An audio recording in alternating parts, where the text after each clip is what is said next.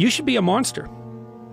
You know, because everyone says, well, you should be harmless, virtuous. You shouldn't do anyone any harm. You should sheath your competitive instinct. You shouldn't try to win. You know, you don't want to be too aggressive. You don't want to be too assertive. You want to take a back seat and all of that. It's like, no. Wrong. You should be a monster, an absolute monster, and then you should learn how to control it. You have to accept that all your excuses are lies. They are lies, all of them. If you make a little effort to help somebody out, you know, you can actually change the trajectory of their entire life. Success is the only revenge.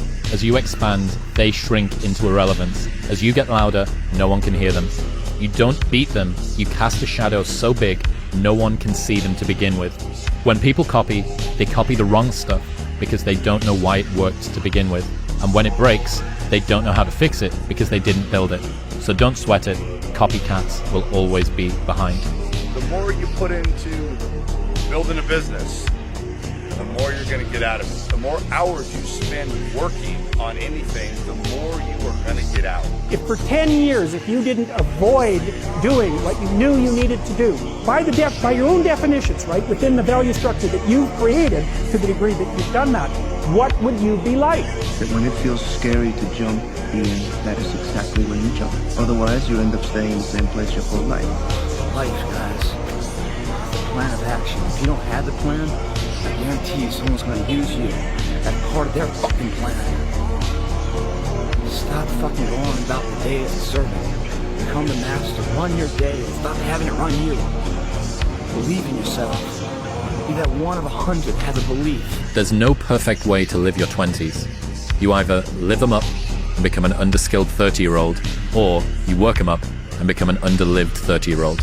You just have to figure out which you'd rather be, accept the trade-offs, and know that there are no do-overs. Just because I say ego's bad all the time, ego's good too. Ego is what drives you. Ego is what makes you want to be number one. Yeah. Ego is what brings you pride in your work. It makes you work harder to deliver good product and be a good leader and a good employee and a good person, right? That's ego. Like the amount of times when I was on my lonely path where I was too different from the friends that I had, but not successful enough to be friends with the people that I wanted to be friends with. That's when you want people to root for you. That's when you want people to support you.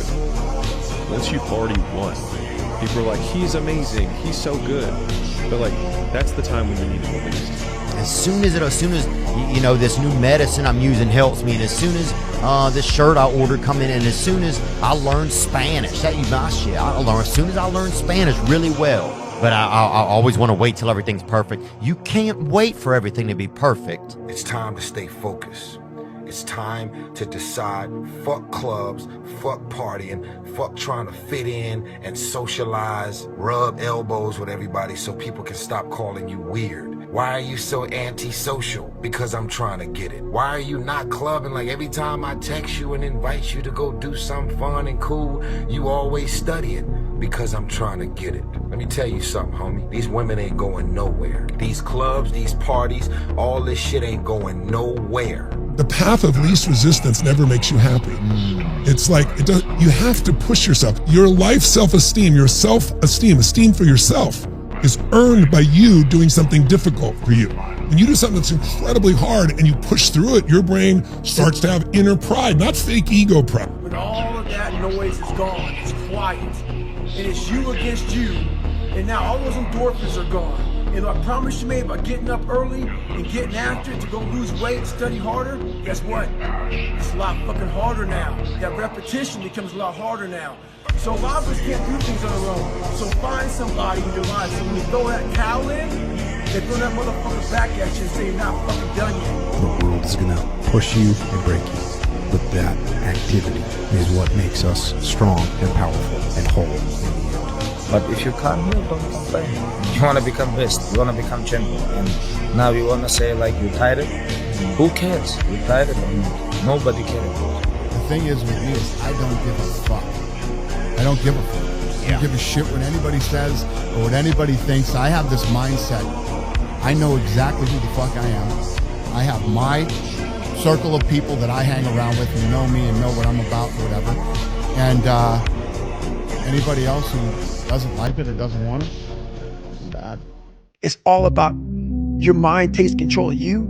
You have to say, fuck you. I run this motherfucker. When you're on your way up, everyone roots for you because you remind them of their dreams. When you're at the top, everyone tears you down because you remind them that they gave up on them.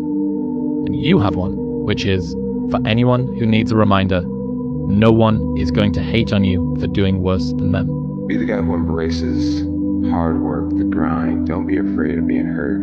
Don't be afraid of sacrificing some blood. Hard times create hard men. Hard men create soft times. Soft times create soft men. Soft men create hard times.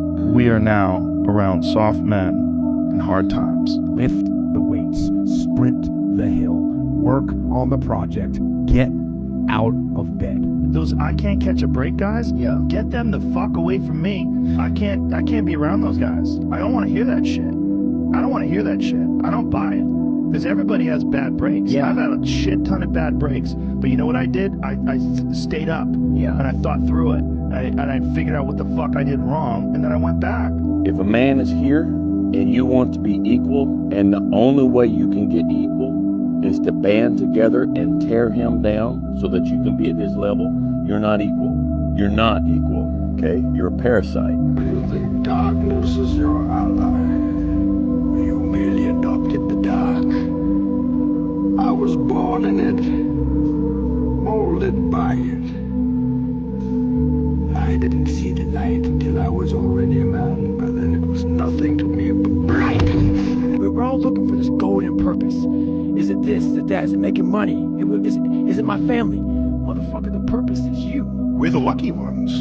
A point made by Richard Dawkins, more poetically than I can recite here. We're the lucky ones. We're the ones who get to die, because you only get to die for having lived. Reminder that if you want to be exceptional, you're going to be different from everyone else. That's what makes you exceptional. You can't fit in and also be exceptional. Both have discomfort. When you fit in, you have internal conflict because you're not being 100% you. When you're exceptional, you have external conflict because everyone sees you as different. Pick one.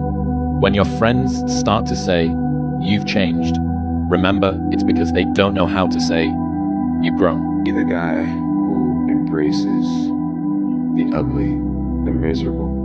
Imagine walking out the door a loser. I'd rather die. I would rather die than be that loser guy.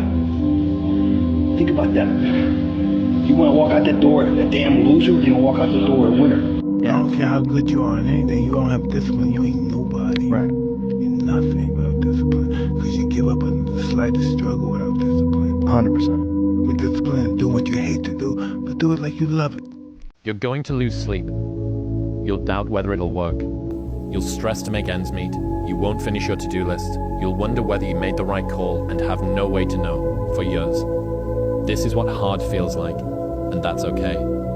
Everything worth doing is hard, and the more worth doing it is, the harder it is. The greater the payoff, the greater the hardship. If it's hard, good. It means no one else will do it. More for you. You wake up on a morning, it's cold, it's wet, it's dark, you've got no cartilage in your knee, you've got shitty shorts, whatever it is that's the issue today. Keep talking. You've got these problems, right? I need you to keep talking about what you were just saying. It's warm on the couch. Your missus says stay in bed. It's comfy. It's cozy. You've got work later on. You had an argument last night. You're slightly hungover. God, I know every motherfucker ain't gonna do what I want to do. So this is how you level up. That's how you level up. I know there's a whole bunch of people with that right there. That fires me up. That makes me fucking happy what you just said. That brings joy to my life right there. Why? Because I know there's so many people that have the ability and just refuse to get off that couch. The thing is with me is I don't give a fuck. I don't give a fuck. I don't give a shit what anybody says or what anybody thinks. I have this mindset. I know exactly who the fuck I am. I have my circle of people that I hang around with who know me and know what I'm about and whatever.